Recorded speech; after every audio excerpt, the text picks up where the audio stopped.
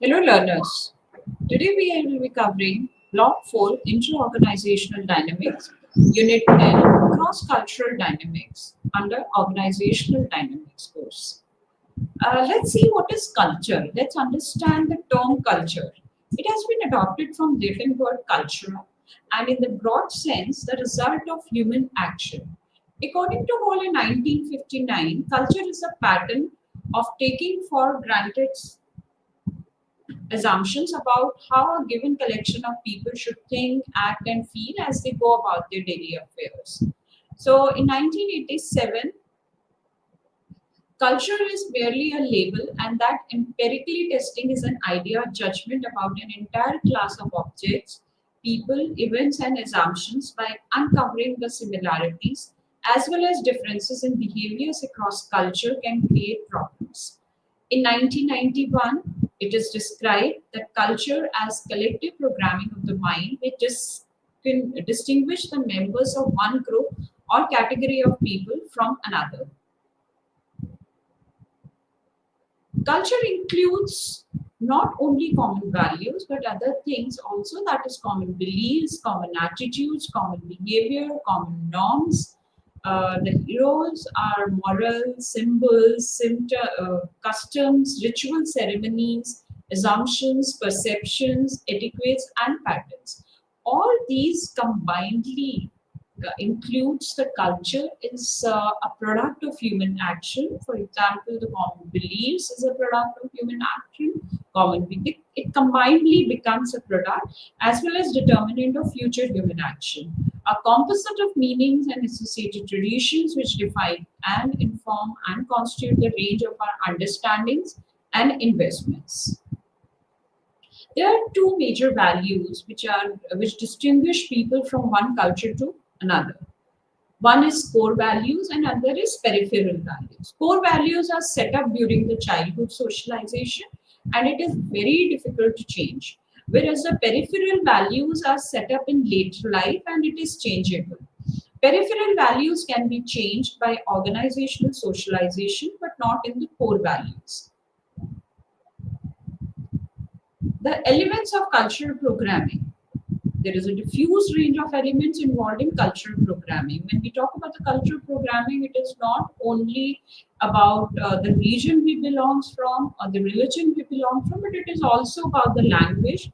It is about the economics. It is about the politics, religion, the social institutions, which includes the classes or the family structure. Family structure here we mean the joint family or nuclear family, or what kind of family structure they carry on, what is the social status of them, the values they are carrying on with them, attitude, not only the personal attitude, but of course sometimes the attitude comes from with the region they belong to, the family they belong to. The mannerism also comes under the cultural programming, the customs, the traditionals, rituals, what they are following, or the beliefs, the material items, the aesthetics, and even the education. So all these elements are involved in cultural programming because it combinedly makes a person as a culture-based person. For example, the language or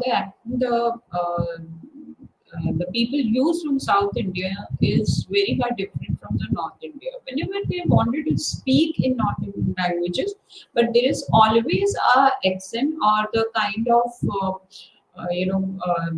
the way they speak, or maybe the whenever you go to their homes, the kind of food they are consuming on a daily basis is very different because that comes combinedly. The region, the religion, the languages, the aesthetics of home, or maybe even the values, the customs they are following, it creates a cultural programming. So, when we talk about the business failures, there are two major reasons which are, you know, mentioned by Bonticus in 1994. One is inadequate information regarding the business environment, and other is lack of knowledge of foreign culture. Now, when we talk about the foreign culture, when we talk about the business failures, It is all about in business environment, not only because of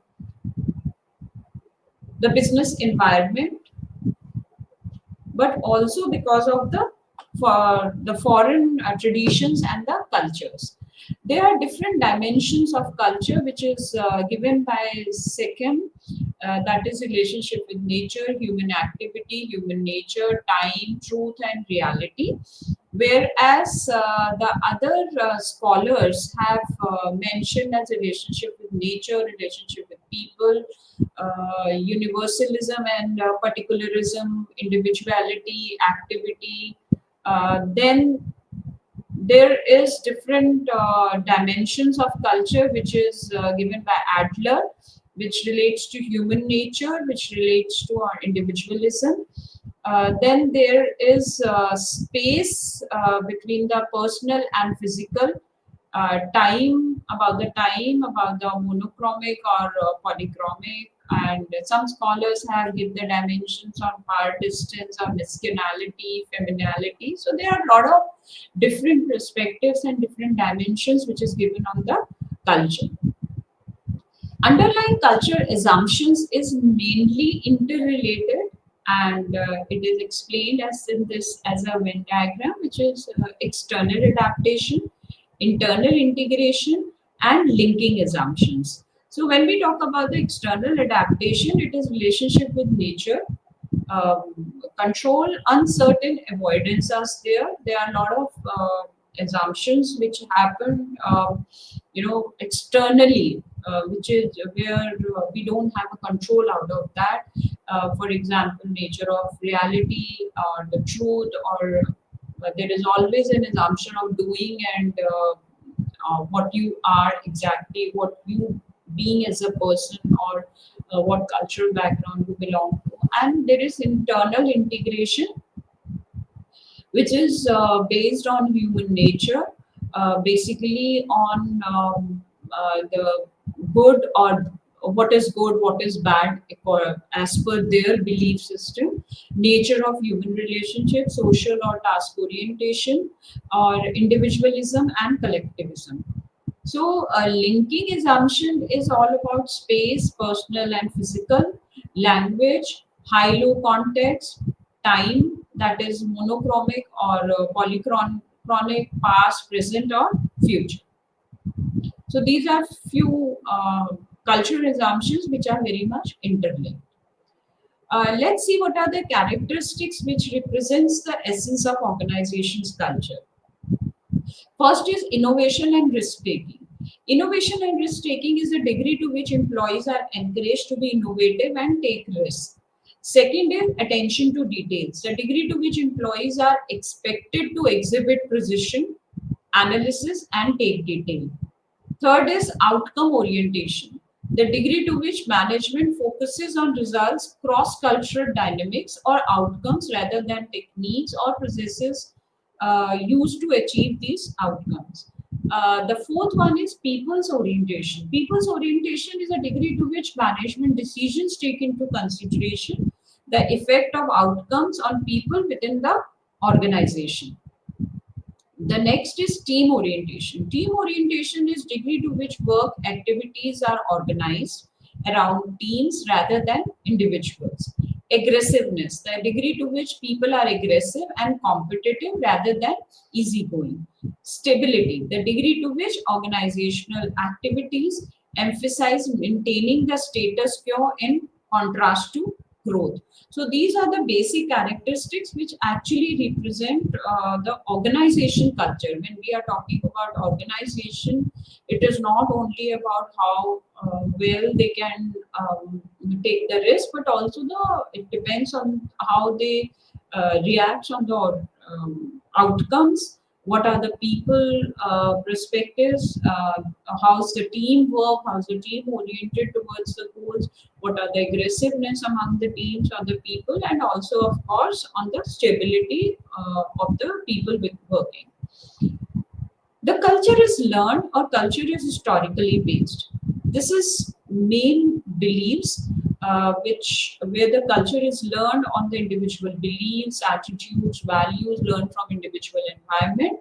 The internal environment consists of social and technical system which help in decision making, planning. This is all learned. We can learn these culture, and even the organization isn't externally, it is surrounding with a lot of social, political, legislative, economic and technological system. It can also be learned with the decision making abilities or taking the risk on innovative ideas or changing the systems, processes. These factors play a very different role in organization and make a new learning environment. Whereas the role of founder is important where the culture is historically based. Here, the organization is influenced by founders' beliefs, their value, their attitudes. There are certain beliefs and the values and attitudes which are uniquely common found in work groups, or maybe the departments or functions or units and organizations or to the society. Formation of organization culture. How the organization culture formed. Organization culture is formed by philosophy of organization founder. Then there is a selection criteria. Top management and socialization is two factors, two main elements of during the selection criteria through which the organization culture is formed. Functions of organization culture. Functions of organization culture not only about the organization, it is also about the people working in that organization, because culture has a boundary. Culture defines the role. It may distinguish one organization from another. It communicates a sense of quality for organizational members. Culture promotes the generational of commitment to do things for the sake of organization to a larger extent than one's individual self-interest. Culture improves social system consistency. Culture is adhesive. Culture helps the organization and the employees and they commit to doing the organization. Culture can promote sense making and control mechanism, which in turn shapes the attitudes and behavior of the employees. Culture identifies the principal goals, work methods, and behavior. How individuals interact, address each other, how friendships and personal relationships are conducted.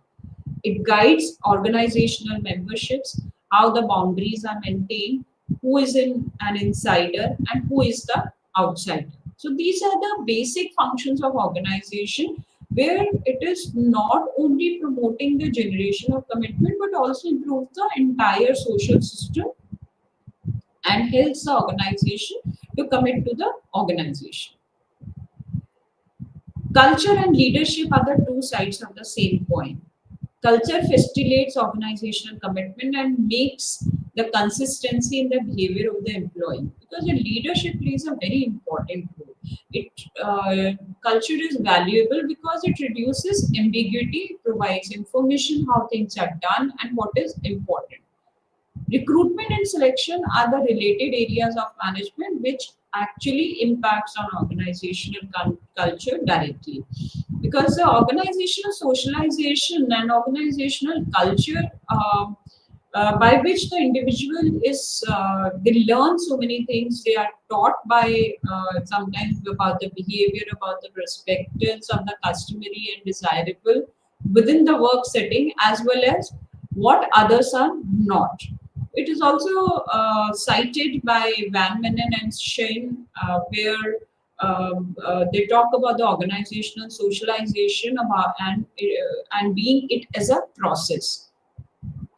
The leadership in a culture plays a very important role in building overall, because the more the leaders or the top management is more committed, it is seen that the down the line the other departments or subordinates are equally committed to the organization, and this is how the culture creates. For example, if the leadership or the top management focuses on the learning environment of an organization, it is seen that the culture creates as a learning environment or learning culture of an organization, and people really wanted to learn, or they have the urge of learning new things, and a lot of creative and innovative ideas comes out of that.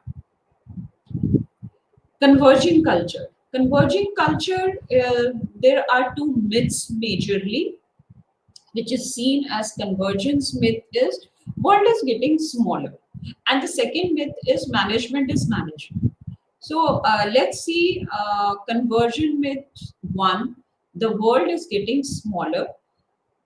We are often told that world is getting smaller thanks to the advantages in television, telecommunication, transportation. We are on the route towards Marshmallow called the global village. So he said that it is a global village. Everybody is connected in some way. Either it can be through transportation, it can be through television, telecommunication, and nowadays the social media is one of the prominent factor or the key element of getting connected with each other, and the shortest route to connect with each other. So by 2000, it is reported as it would look like and act like same.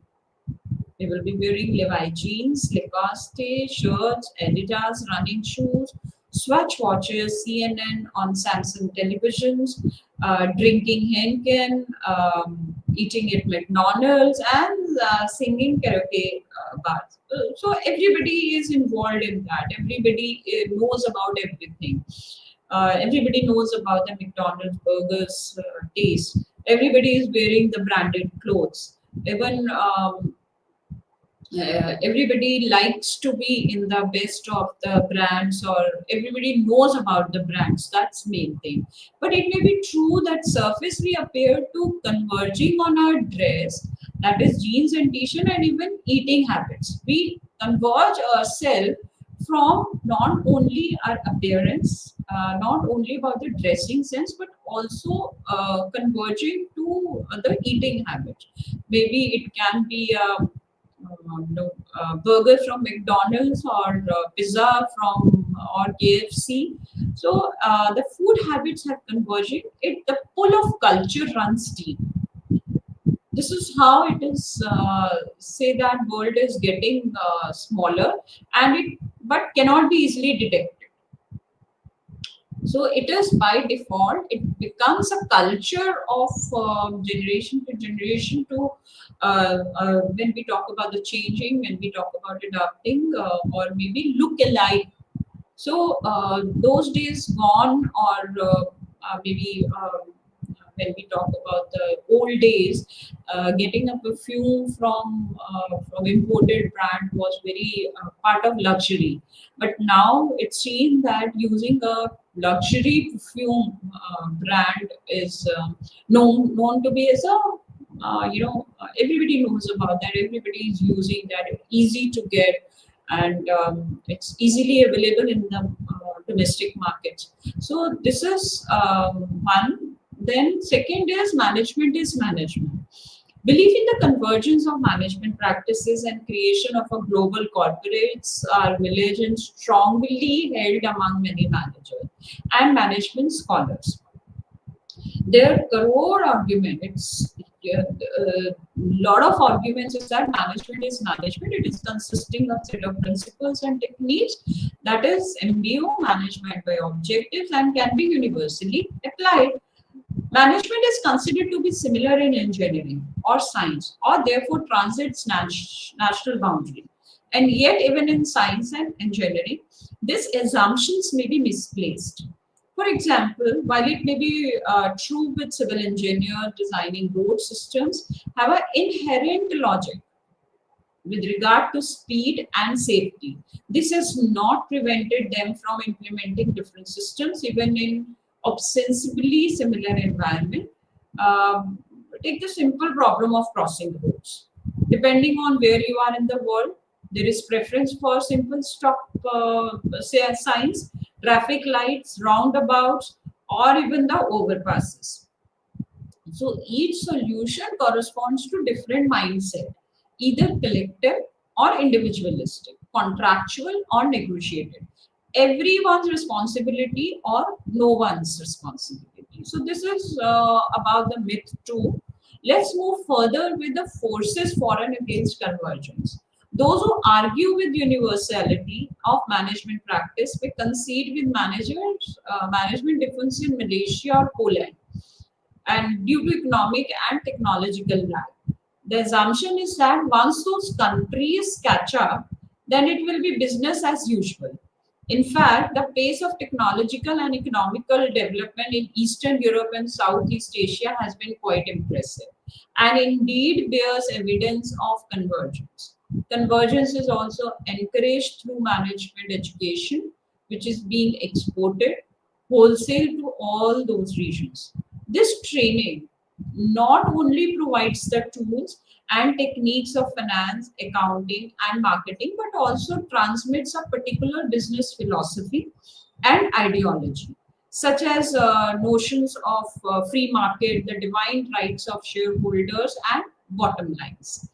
So, teaching the meaning of free enterprise in the former Soviet Union carries with it a set of business norms may or may not be particularly relevant or useful in the local context. Let's see culture as a source of competitive advantage or disadvantage. Now, culture is an advantage. It is not just a problem. It can give a business or a country or a very competitive edge. When we talk about the Michael Porter's theory, it is good resources, big advanced markets, smart government policies, and strong partnerships and networks creates the competitive advantage. Which these are the factors. So examples of success is it's seen in Italy as a shoe market grew, become supplier, manufacturer, and distributors for the entire world. Denmark is discovery of insulin. Holland is became top flour exporter because of the great research institutions in agriculture. When we talk about the Japanese management, Japan's business success is due more on strong government support, business ownership styles, union structures, and closed network is not just the Japanese culture. Japanese business network need high trust. They are known for their individualistic culture.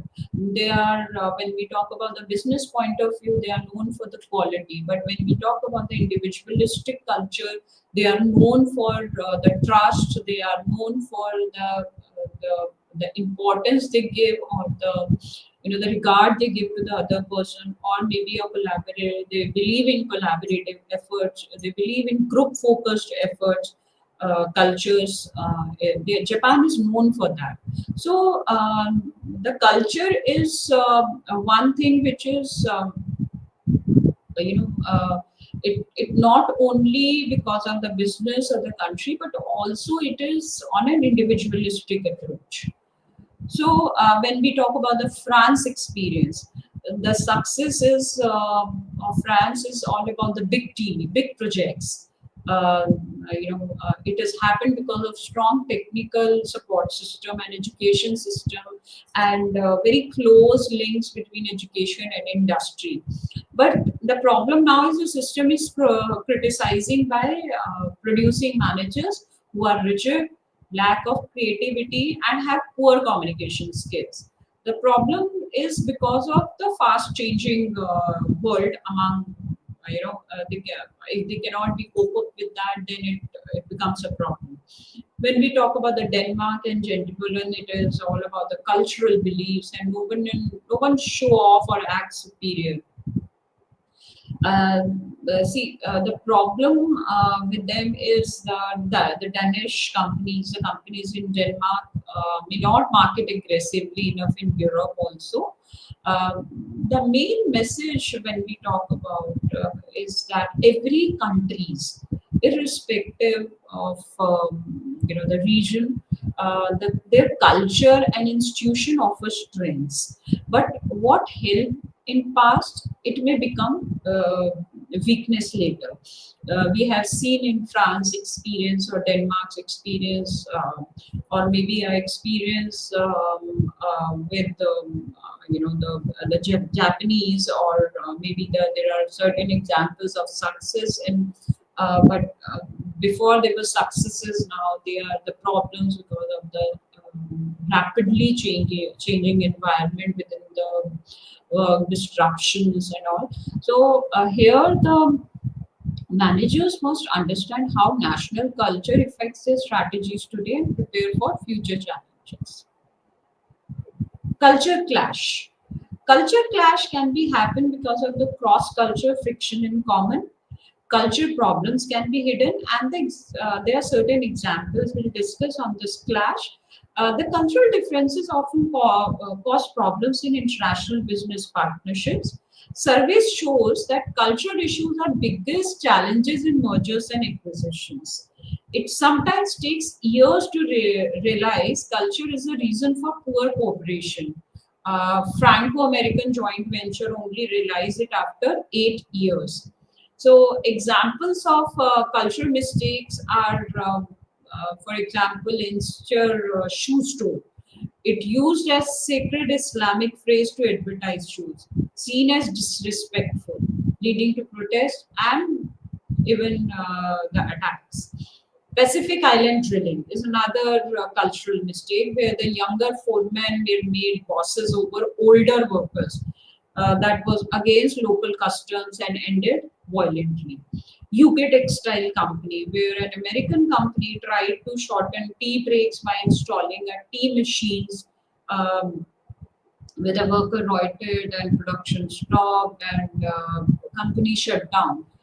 So these are the few cultural mistakes which were detected, which were reported, and this can be changed because when we talk about the business culture, because it has to be collaborated, it has to be sync in with an individualistic culture or the country culture also.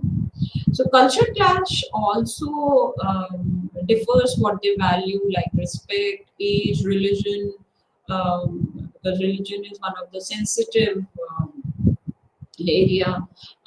We have seen the tea time traditions are there. So these cultural values are often invisible and deeply important. Misunderstanding or ignoring cultural values can lead to disasters. So here the supervisors or the top management or the managers must understand their own culture first, respect and adapt the other cultures, recognize signs of cultural discomfort early, and use culture positively for business success. So, to avoid the culture clash, the role of managers or the supervisors is very important. They need to understand the entire culture, not only from organization point of view, but also from individualistic point of view. Recognizing culture. So recognizing culture is another important factor, which is very important, and it is like a fish to describe water. We usually don't notice. It is by default with us. We travel, we interact, our belief system, our religious beliefs, our family beliefs, our when we step outside, so the kind of attitude we carry, the kind of behavior we carry, that is by default within us. So culture distort perception. Culture acts like lens that shapes how we see others and how others see us. We often judge other cultures based on our norms. That is, Europeans think the British drive on the wrong side because the drive or the steering is on the other side. So danger of cultural hierarchies. We sometimes mistakenly rank other countries as less civilized or primitive. For example, Chinese negotiators casually called Westerns harmless barbarians. So this is depends on how you behave or how you culturally programmed. So this is very important to recognize that, and recognizing and discussing differences. So, awareness of cultural differences is the first step towards better interactions. Differences need to be openly discussed to avoid the misunderstanding, not only about the individuals, but also sometimes within the group or maybe majorly on the organization as well. So there are different levels where we see from lower savagery to the barbarians or higher barbarians, and then it comes to the civilizations or highly civilized people. This is how we define the culture, which is shown in the figure in a pyramid way. Recognizing culture. There is a fantastic tool which is known as Jury Window. This is a tool to explore what you know about yourself and others know about you. There it is in the four quadrants. The second is what you don't know but others can see. Third is what others don't know about you. And fourth and the fourth quadrant say what neither you nor others are aware of. So it is divided in the four quadrant, and when you know to self and you are known to others. Let's with the reference of the figure given on the slide. When you known to self and known to others, there are few things which you know. That is, we call it.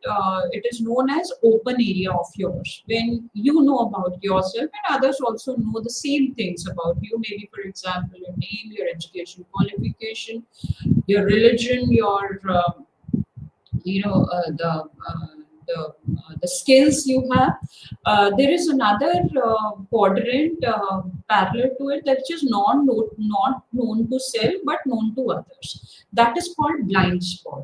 For example, sometimes you are not confident about one particular thing, but your supervisor or your managers are very confident and they see that attitude and that behavior or that skill within you, but you are not confident about. That is called blind spot. When they are motivating, when they are saying that you can do it. So when somebody is saying, when others are saying that you can do it, but you are not aware that either I can, when you are in a confusing state, that is a blind spot. There are certain hidden traits, hidden culture, which is known to self. I know about my belief. I know about how I perceive the things, but it is not required to be known to others. That is called hidden areas of us, or maybe when we talk about recognizing the culture, which is not known to self or not known to other, that is the unknown area. That is sometimes remains in the subconscious. That is. Which is maybe it may move from unknown area to open area sometime, maybe because of some situation or maybe any incident happens. So it depends on that. So Johari window is known to be as one of the fantastic tool where one can recognize the culture of an individual, or maybe majorly or from the organization point of view also. So, for example, an American being very direct with her Indian colleagues prefers subtlety. Some typical American behavior are noticed by others, but not by the Americans herself, leading to supervisors or even defensiveness. Bottom line, talk about cultural differences. Be open to feedback. Learn what's obvious, hidden, and unknown both about yourself and others, because unless it is not known, unless it is not not known, or maybe the unknown cultures sometimes may hamper the group or the collaborative effort. So it is always, when we talk about the Johari window, recognizing, always share the feedback helps uncover the blind spots and improve the cost. This improves the cross-cultural relationship within an organization, because uncovering the blind spot where a person, where an individual is not very confident and not known that they know about these traits. Oh, when somebody says, "Oh, I was not aware of it, that I can be able to do this." So this is a blind spot which was a manager uncover the sometimes the teammates' blind spots. So this can happen by sharing the feedback, and feedback has to be productive and very open on. One has to be very open on the feedback. So there are certain stereotypes for better or for worse. There is a natural tendency where the stereotyping helps naturally, especially when it comes to describing other cultures. It's easier to characterize others than describing one's culture. Good or bad use of stereotypes. Traditionally, stereotyping is seen negatively. Stereotypes can help organize and simplify the overwhelming complexity, buzzing confusion of new experiences. They act like mental files based on past experiences and knowledge. For example, women cannot be good leaders. So this is a stereotyping. This is culturally fit attitude or perspective towards women, that they cannot be a good leader because it is seen in the past experiences that they have certain. Uh, there are certain traits where the women are not fitted into, but things have changed. Things have we have if we are in the evolution, we also evolve. So now it's seen that women are some studies show that women are the better leaders. So it was a mental file because of the past experiences or maybe the lack of knowledge. It was fixed, or it was described in a culture that a woman cannot be a leader. But later on, to cut through that, it was researched and it was seen in other way around also. So problems with stereotype is issues arises when people rigidly impose stereotypes, assuming all the Americans are alike without considering individual differences. New information is often distorted to fit existing stereotypes, similar or mythological pro-Christian bid. Effective cost culture management is all about the successful managers acknowledges their stereotypes, but treat them as starting points, not the final judgment. Because their stereotypes may starts with, for example, as I quoted that women cannot be a leader. This may happen, it may be a starting point, but when they look after the performances of the women within an organization, and they found some of the women to be as the best of the leaders on the basis of the performance, on the attitudes, on the behavior they present themselves, or so. But the final judgment or maybe the final research happened to be as the woman can be a good leader. So the effective cross-cultural management is also by continuing and updating the mental files through observations and real experiences, maybe on the research or based on certain performances, based on certain tests happening, and these skills are involved very careful observations, suspending past judgments, seeking native perspectives, and consciously unlearning outdated ideas, which is very important to relearn all those things, and the things which are into changing and evolving, or maybe coming up with a new technological changes, or maybe some innovative ideas. So unlearning needs to be done to relearn or learn the new things, or to make the change happen within an organization. So getting beyond stereotype is first is recognizing stereotypes.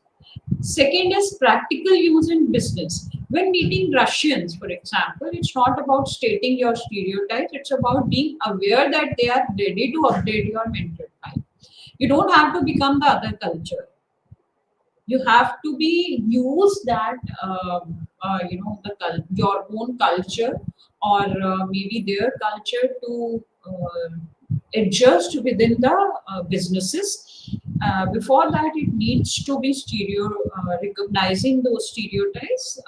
For example, the managers should recognize and accept the stereotypes exist, not deny them, but consciously they have to move beyond them. There are certain cultural briefings has to be it has to be taken care of. The managers often receive basic cultural training before international negotiations. These briefings are not only starting points and not complete solutions, because when we move to international negotiations or international um, the locations, there are the things can be different and things can be learned, things can be make the changes. But yes, to start with that, it is all about the briefing time. So potential problems if both sides rigidly acts as stereotypes. Example: Japanese managers acting overly Americanized, Americans behaving stereotypically Japanese. These interactions become awkward and artificial, because when you wanted to adopt, when any cross cultural stereotyping wants to overlap the other culture, then it becomes not natural. It becomes that it is adopted for only for that particular purpose, and it seems to be very awkward for both of the people who are interacting, or maybe the people who belong from different cultures altogether. The goal, the ultimate aim is neither to impose your culture or fully adapt to theirs. It's about co-creating the shared way of working together. Shared way of working together means they work in their own cultures. They work the best of their understanding within their own cultural beliefs. So, for example, as I said, I gave an example of Japanese and Americans. Let's be very particular on our own system. In India, we generally greet people by namaste, and the Japanese greet the people by bending. Their head and themselves. But on a contrary, if I meet, being as an Indian, if I meet to a Japanese and I started bowing myself, so it seems to be very awkward, and it is not naturally coming from my culture. I'm imposing that particular gesture to show off that I know about the Japanese culture. So that imposing should not be there. The goal should be to fully adapt to theirs, recognize and adapt that culture. If they are bending, it doesn't mean that they are they are bending in towards of you, but this is one of the gesture which was briefed to you as a Indian. So as an Indian, or maybe the other way around, if somebody is folding with a folded hand, doesn't mean that they are you know uh, uh, they are on a lower status, or they are asking for the request. It can be a greeting people or welcoming people also. So discovering cultural advantage is can be done through certain models. One is Johari window to understand the cultural impact to business, Hofstede's dimension of cultural differences, factors affecting managerial behavior across cultures. There is a casual model, Eastern philosophies and lifestyles, and cultural studies based on religious beliefs and religion. Let's just cover that with first is with Johari window, as it has been explained that the open area which things I see and others also see difficulty in self description, how we see ourselves and describe others culture, how others see, so see us. So this is all about the open area. This is all about what I am about, what is my cultural traits. Stereotyping and reality is business. Managers give specific cultural advice when asked, and revealing underlying assumptions is highlight the gaps, things I cannot see, but the other person is seeing that. The cultural strength and weaknesses can be identified on enhancing the competitiveness or hinder the business successes. For example, a British travel company used its image to be traditional as marked itself as stable, long established, and reliable, contrasting itself with unreliable. Reliable competitors. So this is all about the because they are stable, they are long established. So this shows the cultural strengths and of that particular organization. So consulting across culture is all about for example, American consulting firm in London needs to help British clients recognize their own cultural strength and weaknesses. Simultaneously, one must access how its own American culture is perceived by a British clients. Either it is positive or negative. So that also helps to create the impact on the business, or maybe if any changes is to be required, one can consult and one can do that. The importance of culture awareness through Jory window, which can be, identified is about because it gives the signals, it gives the important signals about the differences, the greater insights, and self awareness, and about preventing blind spots and being alert about the culture cues, about anticipate challenges and choose better management strategies. So, Jory window is a very important tool, which not only understand the cultural impact, but also helps to consult or helps to change in by strategizing the cultural or cross-cultural businesses of the organization. Another is Hofstede's dimensions of cultural difference. He studied in 1980. He was a Dutch researcher, and he studied the cultural differences using data of 116,000 IBM employees around 70 countries. The five dimensions what he mentioned was one is far distance, degree to which inequality among people is accepted, large far distance and small far distance, where the inequality is minimized, and larger is where the inequality is considered to be normal and desirable.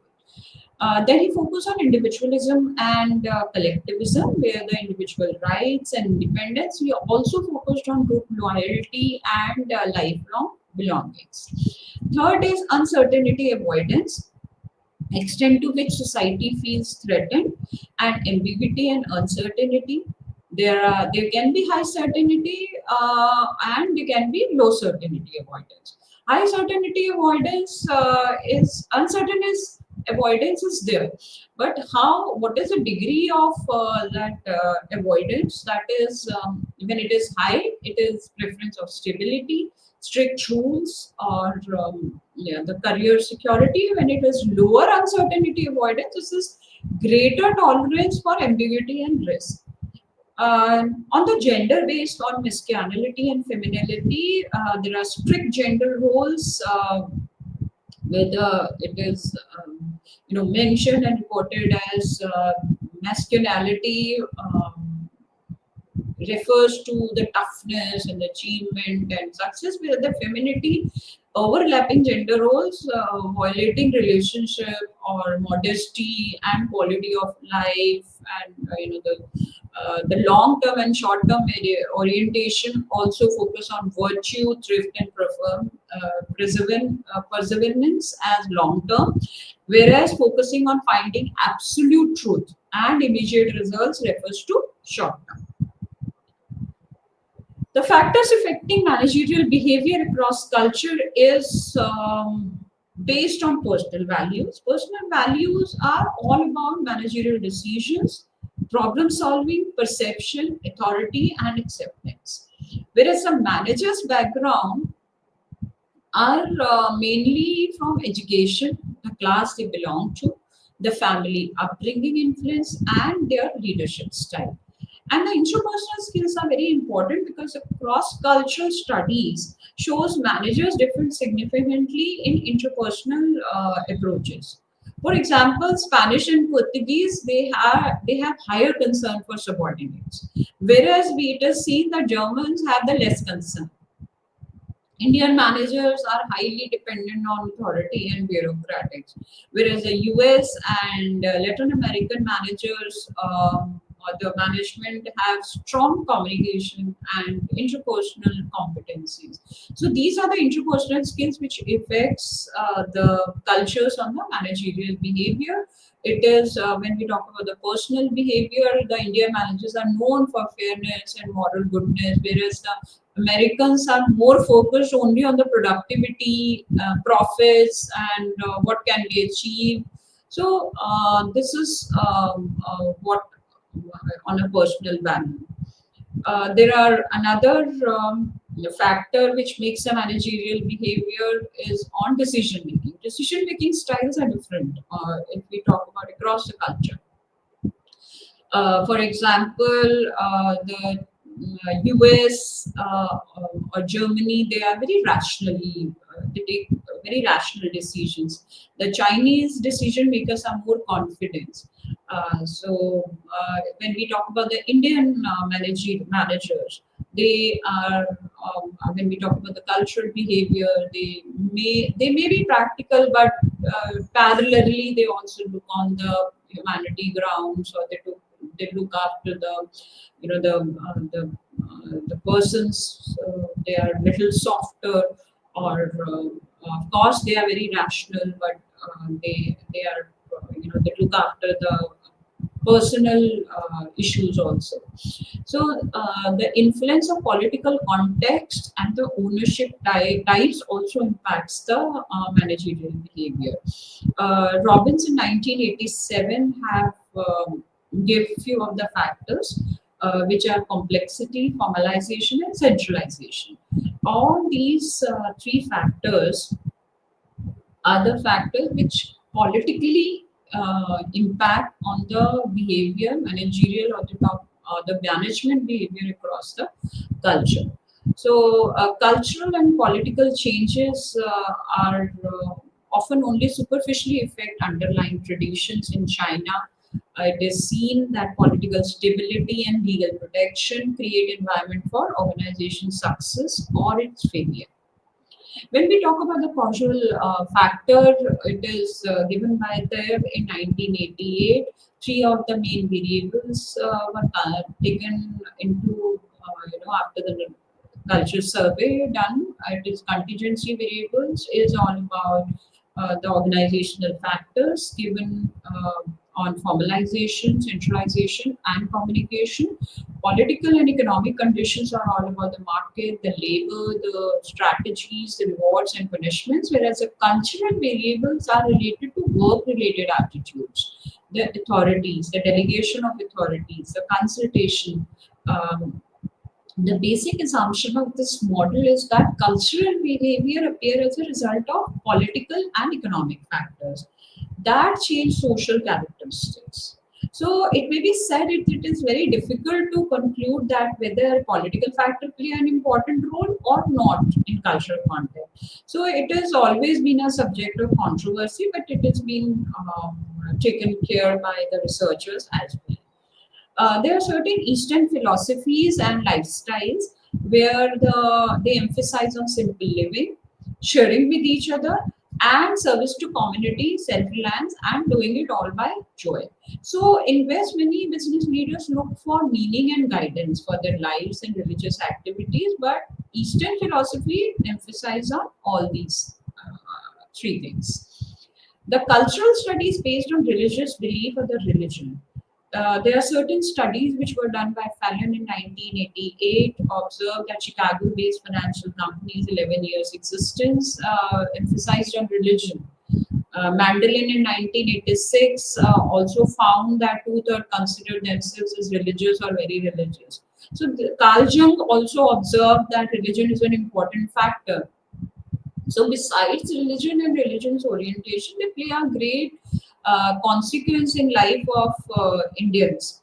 So in Sinha in 1977 reviewed more than 300 publications which are related to industrial and organizational psychology and management in India, which is related to with context of leadership and leadership within the religion, caste, or class as compared to West. So many studies have done on the basis of this being as an important antecedent factors.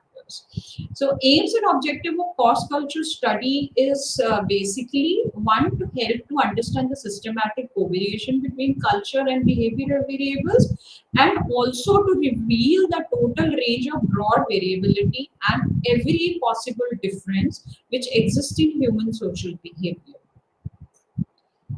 Let's see the utility of cross culture. First is the culture unit provides us natural quasi experimental by being higher or lower as variable in of a particular interest.